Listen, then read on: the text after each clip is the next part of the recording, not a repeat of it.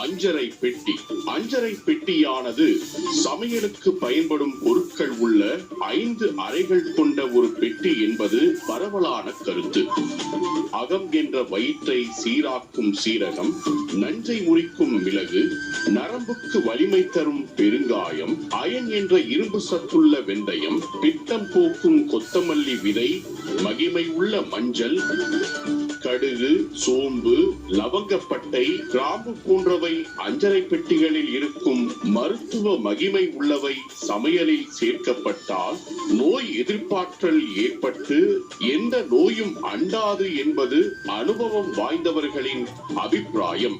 உணவை அமிர்தமாக்கும் இந்த பொருட்கள் இருந்தால் அறவே அஞ்ச வேண்டாம் என்று சொல்வதே அஞ்சரை பெட்டி.